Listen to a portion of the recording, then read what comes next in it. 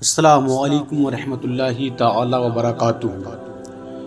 امید کرتا ہوں آپ تمام لوگ خیر و عافیت سے ہوں گے۔ اللہ رب العزت کی بارگاہ میں دعا ہے کہ اللہ رب العزت ہمیں اپنے حفظ و امان میں رکھے۔ پاک پروردگار عالم سے یہ دعا ہے کہ ہم جہاں کہیں بھی رہیں ہمیشہ خوش رہیں، شاد و آباد رہیں۔ اللہ رب العزت ہمیں غوث اعظم کے صدقہ طفیل تمام پریشانیوں سے محفوظ رکھے اور ہماری نیک جائز دلی تمناؤں کو پورا فرمائے۔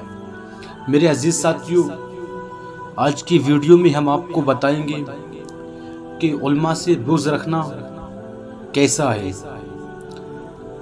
دور حاضر کے اندر جو رواج چل رہا ہے کہ دور حاضر کے اندر اکثر یہ پایا جاتا ہے کہ لوگ علماء کے خلاف ہوتے ہیں، علماء کی برائیاں کرتے ہیں، اور آج کا یہ ماحول بن گیا ہے کہ اکثر لوگ دولت پر نکاح کرنے لگے ہیں، یعنی دولت دیکھ کر لوگ جو نکاح کر رہے ہیں۔ تو یہ دولت دیکھ کر نکاح کرنا کیسا ہے؟ تو علماء سے بغض رکھنے والوں پر اور دولت پر نکاح کرنے والوں پر 4 قسم کے عذاب ہیں۔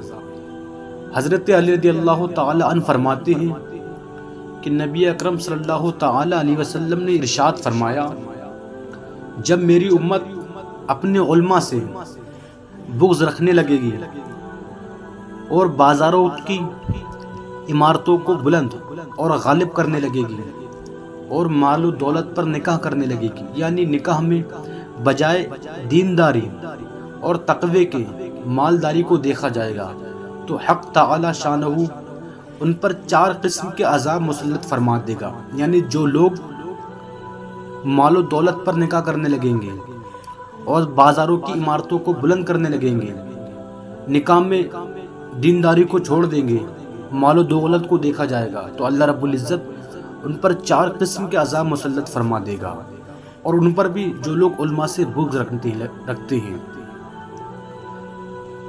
پہلا، قحط سالی ہو جائے گی۔ 4 قسم کے عذاب جو ہیں ان میں سے پہلا عذاب ہے قحط سالی ہو جائے گی۔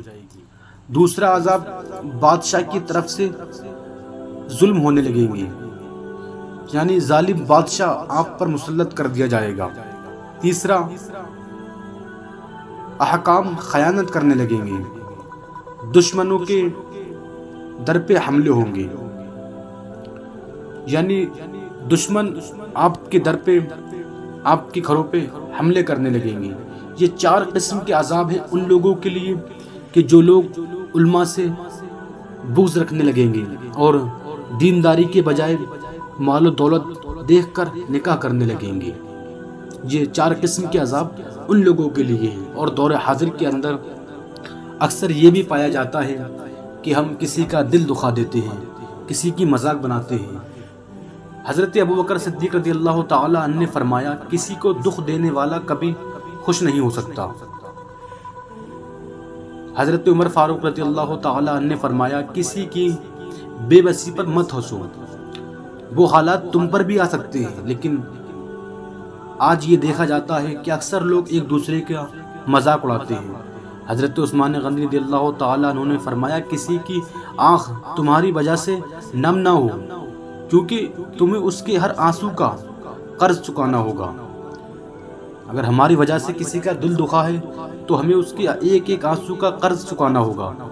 حضرت علی رضی اللہ تعالی عنہ نے فرمایا، مظلوم اور نمازی کی آہ سے ڈرو، کیونکہ آہ کسی کی بھی ہو عرش کو چیر کر اللہ کے پاس جاتی ہے۔ آج جو ہم کسی کا دل دکھاتے ہیں، کسی کی آہ لیتے ہیں، تو یاد رکھنا یہ عرش اعظم کو چیر کر بھی اللہ رب العزت کے پاس جاتی ہے۔ تو ہمیں ان چیزوں سے پرہیز کرنا چاہیے۔ میرے عزیز ساتھیو، یاد رکھنا کسی کا دل دکھانا، اگر اس کے دل سے اگر آپ کے لیے بد دعا نکل گئی تو وہ اس کی دل کی آہ جو ہے وہ اللہ رب العزت کے پاس جاتی ہے عرش اعظم کو چیر کر۔